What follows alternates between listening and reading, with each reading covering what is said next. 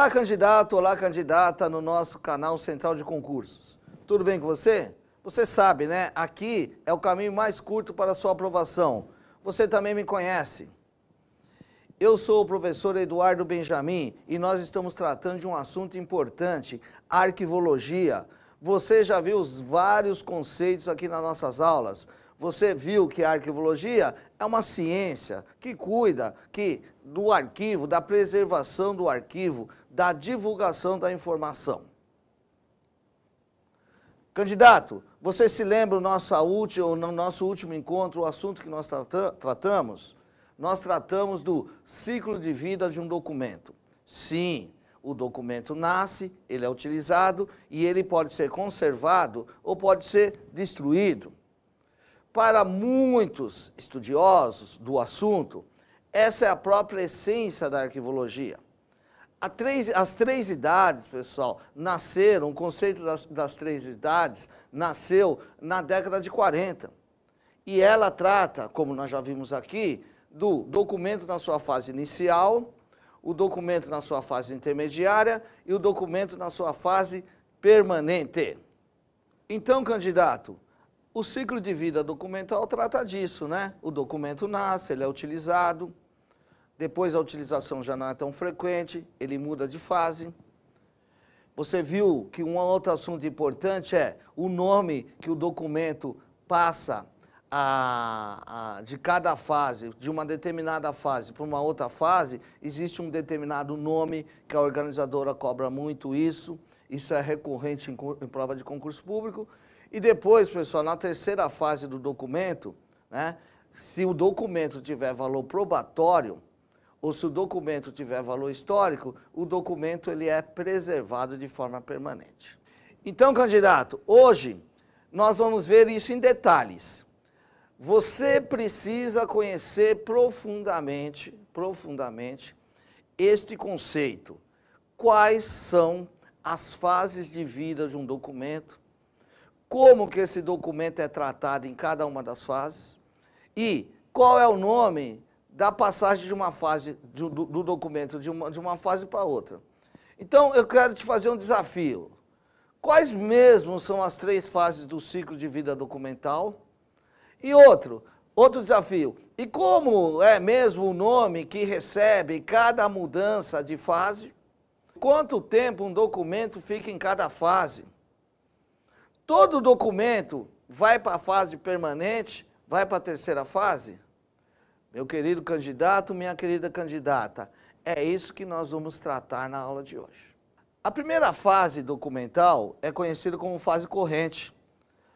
Os documentos são também conhecidos como documentos ativos, documentos dinâmicos. Dê uma olhada nesse ambiente aqui. É um escritório, como um escritório que você conhece. Na fase corrente, os documentos têm que estar próximo ao órgão ou à pessoa que o gerou.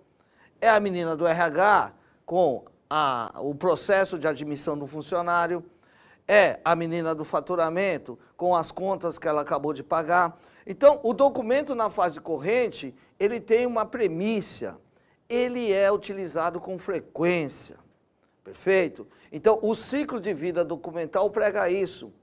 Então, meu querido candidato, minha querida candidata, guarde essa imagem. É a imagem que você conhece.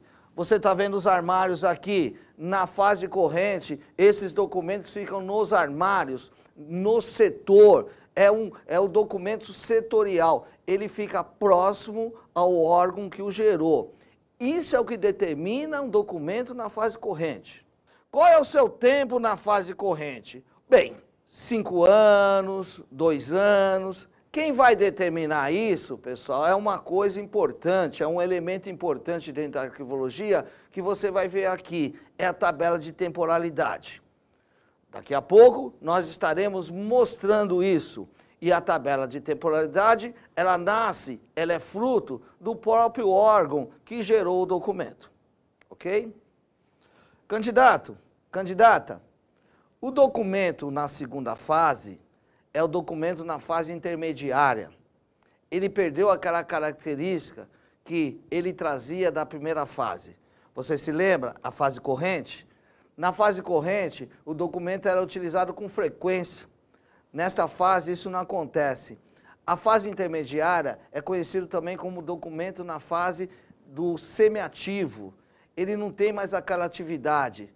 A garota do RH não precisa mais manter o documento lá na gaveta dela ou naquele armário do escritório da imagem anterior.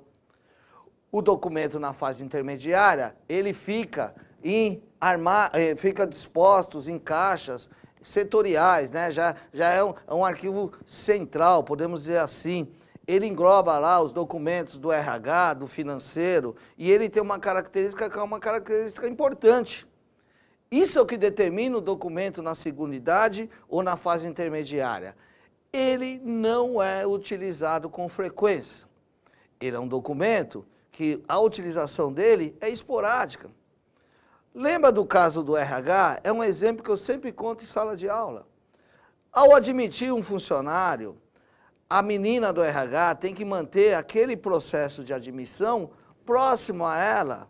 Por quê? Porque o funcionário vai trazendo os documentos aos poucos, né? Ele traz lá os documentos dele, depois traz os documentos do filho, depois traz a abertura da conta. Agora, você concorda comigo que depois que o processo de admissão foi terminado, foi finalizado, não há mais necessidade do documento ficar próximo ao órgão que o gerou? O documento sai da fase corrente e é transferido para setores como esse. Esse setor, ou esse documento, chama-se documento na fase intermediária. Aí vem a pergunta, professor, quanto tempo o documento fica na fase intermediária? 10 anos, 15 anos, perfeito. Pessoal, quem vai determinar isso é a tabela de temporalidade. Legal? Então, essa é a fase intermediária. E aí, candidato, nós chegamos na fase chamada de fase permanente. O documento perdeu toda aquela frequência de uso, saiu da fase corrente e foi transferido para a fase intermediária. Na fase intermediária, ele fica aguardando aquilo que nós chamamos de destinação final. Agora, presta atenção, candidato, presta atenção, candidata. Se o documento tiver valor probatório, valor de prova, ou se o documento tiver valor histórico, conta a história de determinada coisa, o documento vai ficar nesses tipos de arquivos aqui, ó, nos arquivos permanentes. Perfeito? Agora, presta atenção também, candidato. Se o documento não tiver valor de prova, não for probatório, não servir para provar nada, e também não tiver valor histórico, o documento é eliminado. Então você guardou? Lembra lá do escritório? O documento com uso frequente, fase corrente. Perdeu aquela utilização constante, o documento é transferido para a fase intermediária. Tem valor de prova ou valor histórico, o documento é recolhido ao arquivo permanente. Ok? É isso que nós tínhamos para você. Daqui a pouco, nós vamos voltar com as questões. Até daqui a pouco. Candidato, trouxe questões de prova para você, para a gente ver como essa questão de fase documentais em detalhes pode ser cobrada de você. Dá uma olhada aqui, uma questão da FCC. Ela diz assim, os documentos de arquivos de uma instituição são produzidos com um determinado objetivo e, para tanto, tramitam. Ao tramitarem, os documentos circulam de uma instituição para outra, ou de um setor para outro setor da mesma instituição, até serem arquivados. Essa descrição refere-se a um arquivo em sua fase A, pública, B, administrativa, C, permanente, D, corrente ou E, privada. Bem, das fases aqui apresentadas, nós já podemos descartar. Não existe fase pública, não existe fase administrativa, que é a A e a B, e também não existe fase privada. Então dá para ficar na fase permanente, que é a C, e na fase corrente, que é a D. Agora tem um detalhe, o documento tramita, o documento vai de um setor para o outro, o documento está em uso, documento em uso está na fase corrente, Alternativa D.